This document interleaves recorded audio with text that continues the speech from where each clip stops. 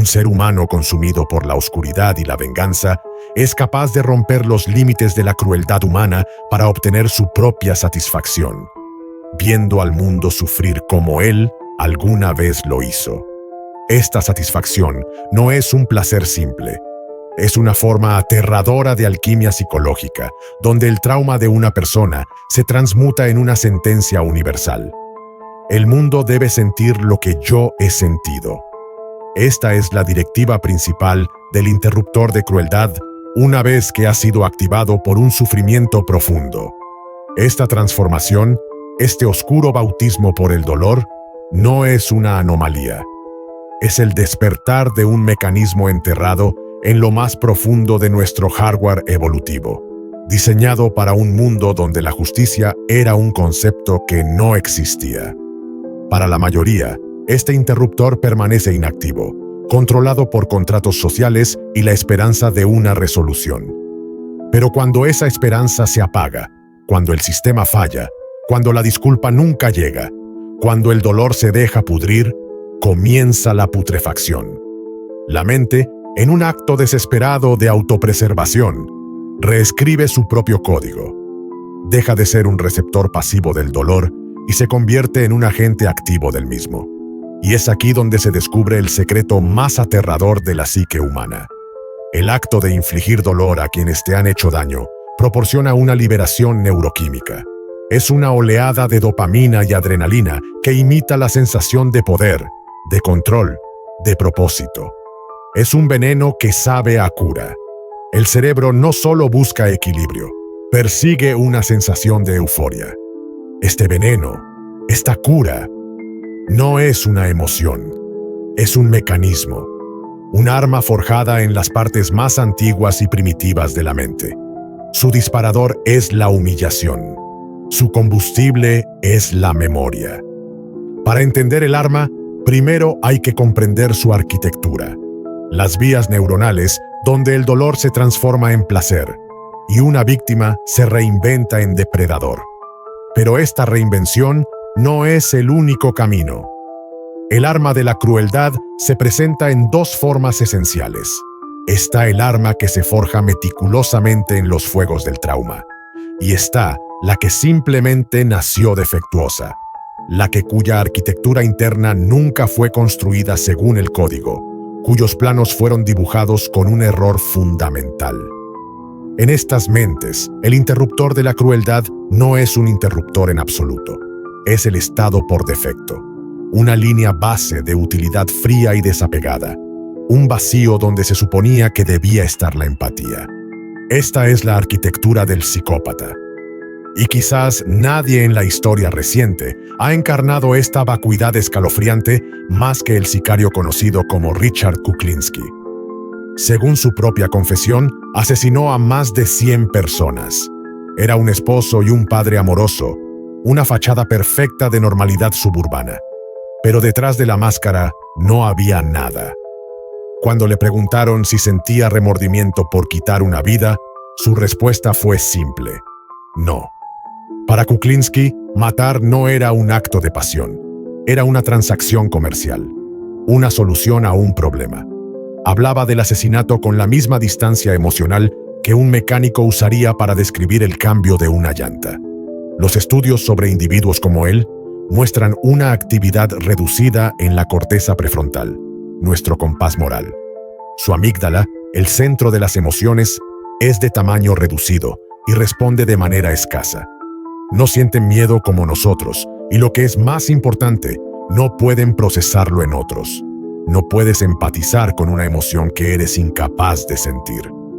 El terror de una persona no era una señal para detenerse. Era simplemente datos.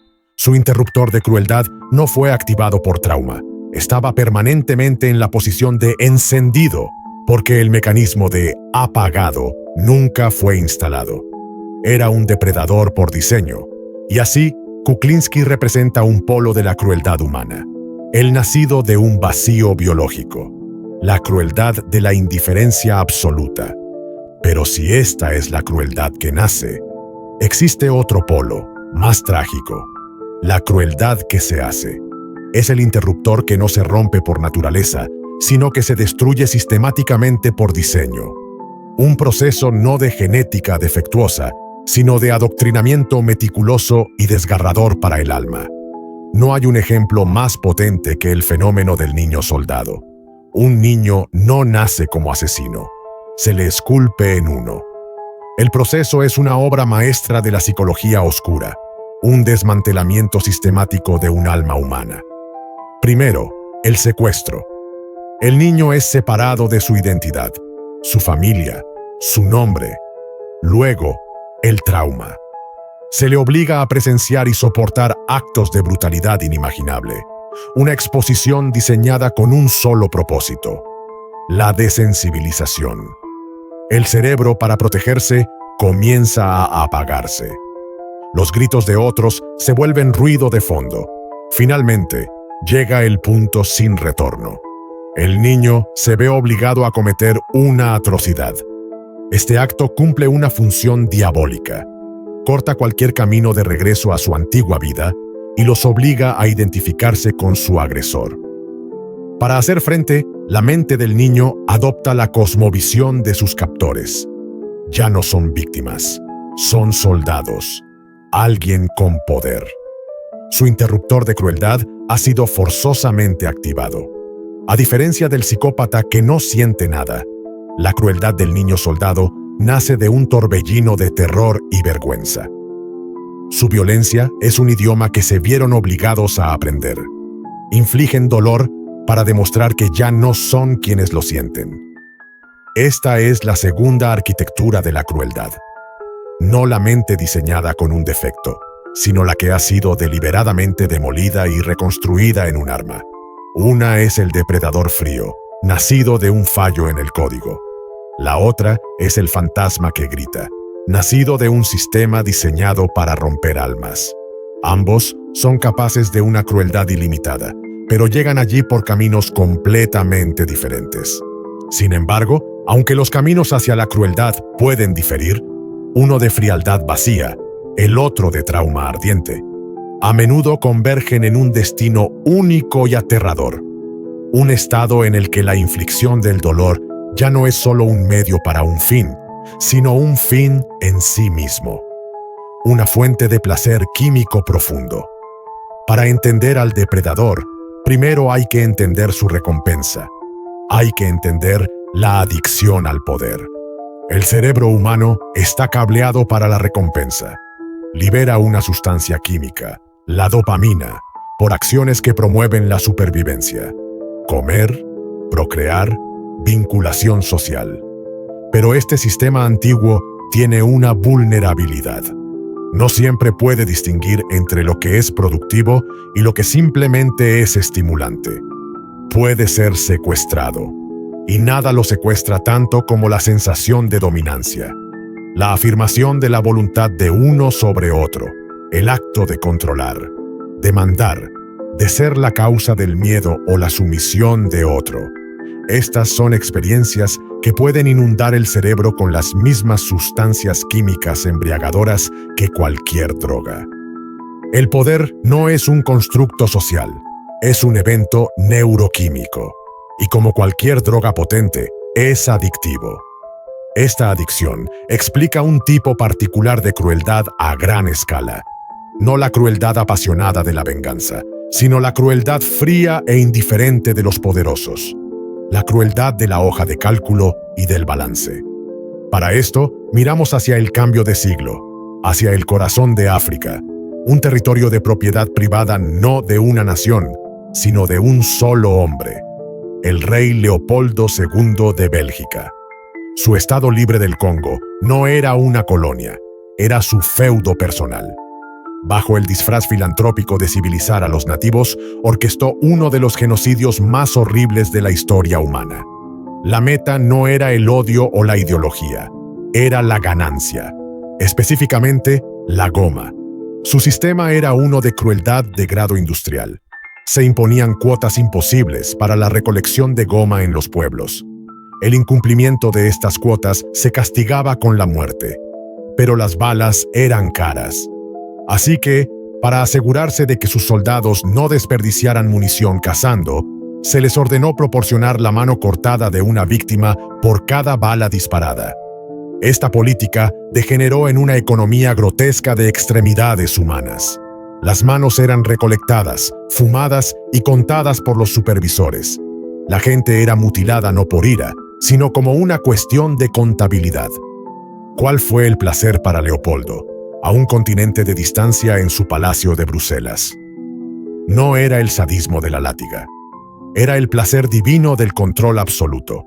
El placer de mover millones de seres humanos como piezas en un tablero de ajedrez, de convertir a toda una población en un recurso, en una entrada en un libro mayor. El sufrimiento de los congoleños era la evidencia de su poder. Cada mano cortada, cada aldea quemada, cada vida extinguida era un testimonio de la magnitud de su voluntad. Era adicto, no a la vista de la sangre, sino a la sensación de dominación en una escala que pocos han conocido. Es fácil descartar tal monstruosidad como el producto único de la ambición de un rey, una anomalía histórica. Nos consolamos con la creencia de que tal crueldad fría y sistémica requiere un tipo especial de maldad. Pero el registro psicológico sugiere algo mucho más perturbador, que el placer embriagador del poder no es un gusto raro, es una vulnerabilidad universal, esperando las condiciones adecuadas para emerger. Condiciones creadas, por ejemplo, en el sótano de una universidad. En 1971, el psicólogo Philip Zimbardo decidió estudiar el poder de los roles. Tomó a un grupo de estudiantes varones comunes, psicológicamente estables, y los asignó aleatoriamente a ser prisioneros o guardias en una prisión simulada. El experimento estaba programado para durar 2 semanas. Tuvo que ser detenido después de 6 días. Los guardias, jóvenes promedio, se transformaron con una velocidad aterradora. Con uniformes, gafas de sol espejadas y un pequeño grado de autoridad, cayeron en la tiranía. Ellos idearon sus propias formas de tortura psicológica. Obligar a los prisioneros a realizar actos humillantes, usar privación del sueño, exigir obediencia absoluta y ciega. No había un objetivo, ni beneficio, ni ideología. La crueldad era el punto. No se les ordenó ser sádicos. Descubrieron un placer profundo en el acto de dominar en sí mismo. La experiencia de la prisión de Stanford reveló una verdad aterradora. El interruptor de crueldad no siempre necesita ser roto por trauma o defectos biológicos. A veces, todo lo que necesita es permiso, un uniforme, un rol, un desequilibrio percibido de poder. Demostró que la adicción a la dominancia es un virus latente en el software humano, e incluso un pequeño toque de autoridad puede ser suficiente para que tome el control de todo el sistema. El castillo de Leopold y el sótano de Zimbardo eran diferentes en escala, pero no en esencia.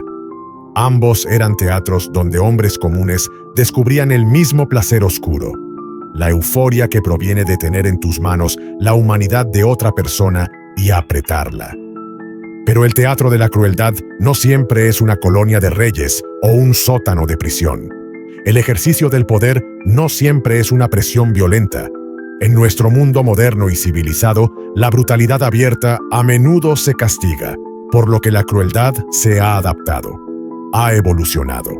Se ha vuelto silenciosa, precisa, psicológica. La forma de crueldad más común y quizás más insidiosa no es un martillo, sino un bisturí.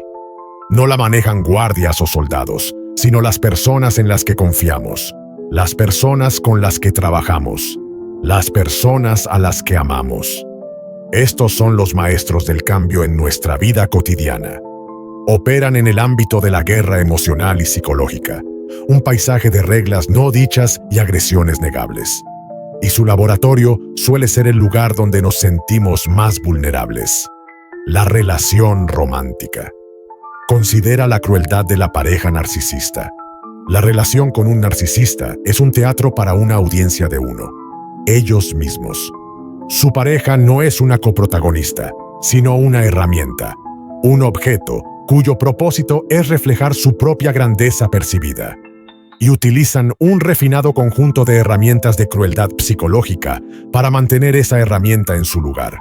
Comienza con la idealización, un torrente de afecto y atención tan intenso que parece una conexión de alma gemela. Esto no es una emoción genuina, es una táctica.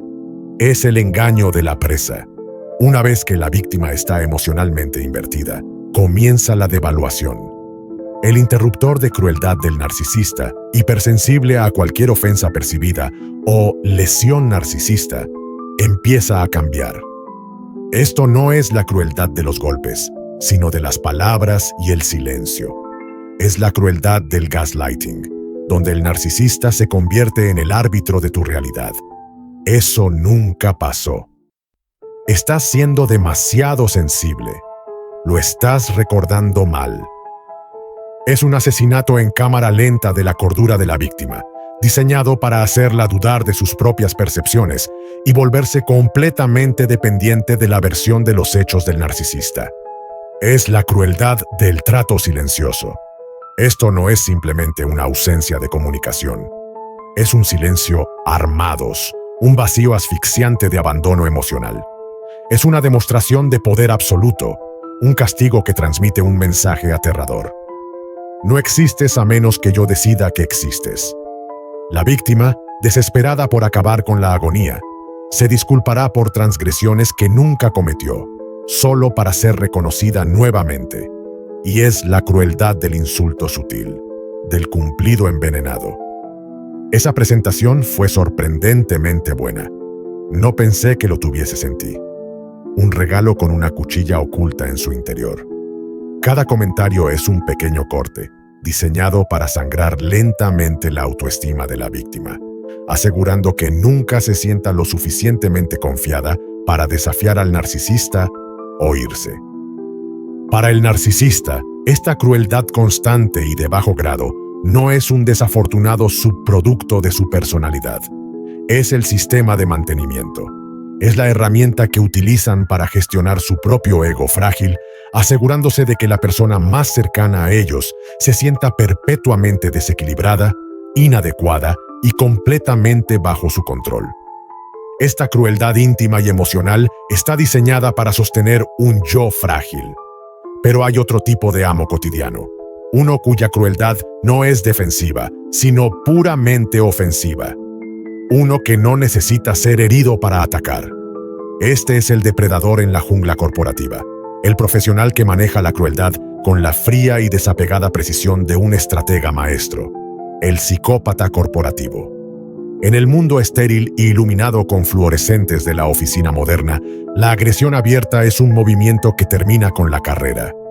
Aquí, el interruptor de la crueldad se activa en silencio, y la violencia se manifiesta a través de correos electrónicos, reuniones y conversaciones en los pasillos. El psicópata corporativo prospera en este entorno. En la superficie son encantadores, carismáticos y competentes. Pero en el fondo, operan con la misma falta de empatía que un Richard Kuklinski, solo que su arma elegida es la información y las dinámicas sociales.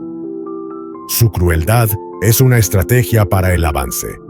Es el sabotaje estratégico de un rival antes de un proyecto importante.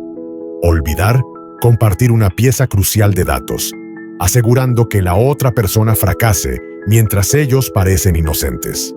Es el asesinato de reputaciones llevado a cabo en una conversación informal, difundiendo dudas sutiles sobre la estabilidad o competencia de un colega. Estoy preocupado por John. Parece un poco abrumado últimamente, ¿no crees? Es el robo magistral de crédito, donde se posicionan como la cara de un proyecto exitoso del equipo, mientras crean simultáneamente una red de culpas para desviar cualquier fallo hacia otros. Ven a sus compañeros no como seres humanos, sino como piezas en un tablero de ajedrez. No sienten culpa al sacrificar una pieza para avanzar en su posición.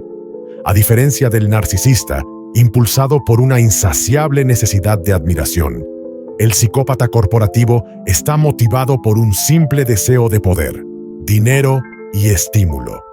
Crean caos porque es efectivo y porque un mundo de colegas estresados y paranoicos es un mundo más fácil de manipular. Estas dos figuras, el narcisista y el psicópata corporativo, son la cara moderna de la crueldad. Demuestran que el interruptor no necesita una guerra o una prisión para ser activado. Puede ser accionado por un ego herido en un dormitorio silencioso o por una ambición fría en una sala de juntas con paredes de cristal. Son la prueba de que los depredadores más peligrosos suelen ser aquellos que caminan entre nosotros, invisibles, empuñando armas que ni siquiera podemos ver. Así que los vemos. El depredador en la sala de juntas, el tirano en el dormitorio. Hemos visto al rey en su trono de huesos y al niño transformado en monstruo. Hemos visto la fría vacío de la mente nacida sin conciencia y el ardiente fuego del alma roto por el trauma. Hemos visto al hombre ordinario transformado por un uniforme. Parecen tan diferentes, estos rostros de crueldad. Una galería de monstruos, distintos y separados. Pero esta es la ilusión final, la más incómoda. Porque lo que estas historias nos muestran no es la existencia de diferentes tipos de monstruos, sino las muchas llaves diferentes que pueden abrir la misma habitación oscura dentro de la psique humana. La arquitectura es la misma. El arma es la misma. El interruptor es el mismo. Ya sea que se active por un fallo en el cableado del cerebro, por la presión sistemática del trauma, por el sabor embriagador del poder, o por el susurro silencioso de un ego herido. El mecanismo es universal. Es la capacidad humana de suspender la empatía. La capacidad de degradar a otra persona de ser un semejante a un objeto, un obstáculo, una herramienta. El psicópata, el niño soldado, el rey, el guardia de prisión, el narcisista, el manipulador corporativo, no son aberraciones. Son estudios de caso. Son ejemplos extremos de un potencial que yace latente dentro de la condición humana misma. Son el eco en el espejo. Y esa es la verdad final y escalofriante. El estudio de la psicología oscura no trata de aprender a detectar al monstruo en la multitud. Se trata de entender la arquitectura del monstruo interior. Es el reconocimiento de que la capacidad de crueldad no es un mal que podamos eliminar del mundo. Es una parte fundamental de nuestro propio software, un protocolo primal que puede ser activado bajo las circunstancias correctas o las incorrectas. La pregunta no es si el interruptor existe. La pregunta es, ¿qué se necesitaría para activar el tuyo? ¿Dónde está tu punto de quiebre? ¿Qué injusticia, qué trauma, qué sabor de poder sería necesario para que tu deseo de justicia se pudra y descubras el placer en su lugar? La línea entre víctima y depredador no es una pared de piedra. Es un hilo de circunstancia, un susurro de justificación, un solo interruptor activado.